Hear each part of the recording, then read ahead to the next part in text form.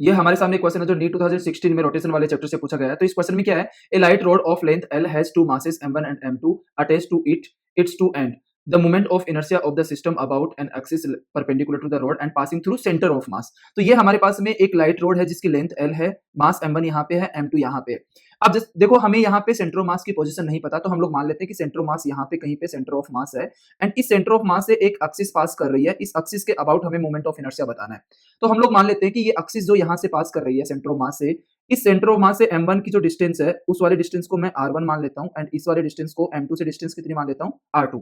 तो देखो आप लोगों ने सेंटर ऑफ मास वाले चैप्टर में पढ़ा होगा, ये जो r1 की जो वैल्यू होती है वो अगर हमें लिखने तो हम लोग लिखेंगे यहाँ पे m2 मास, मतलब अगर m1 से डिस्टेंस लिखने तो मैं लिखूंगा यहाँ पे m2 मास इंटू उनके बीच की डिस्टेंस कितनी है l divided by m1 plus m2।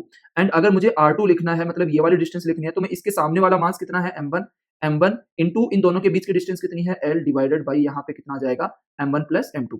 ये डिस्टेंस आ गई। अब देखो इस पॉइंट के इस एक्सिस के अबाउट मोमेंट ऑफ इनर्शिया जो होगा वो कितना हो जाएगा i1 प्लस i2, m1 का moment of inertia and m2 का मोमेंट ऑफ इनर्शिया। तो यहाँ पे i इज इक्वल टू हम लोग लिख देंगे m1 r1 square plus m2 r2 square. फिर i is equal to m1 into इसका स्क्वायर करेंगे तो हमारे पास में कितना आ जाएगा m2 square l square divided by m1 plus m2 का होल स्क्वायर प्लस यहाँ पे m2 इंटू इसका स्क्वायर करेंगे तो कितना आएगा यहाँ पे m1 square l square divided by m1 plus m2 का होल स्क्वायर। अब यहाँ पे जो कॉमन चीज है उसको बाहर ले लेंगे, तो यहाँ पे कॉमन क्या ले लेंगे हम लोग m1 m2 l square divided by m1 plus m2 का होल स्क्वायर एंड ब्रैकेट में यहाँ पे क्या बच जाएगा m2 एंड यहाँ पे क्या बच जाएगा m1।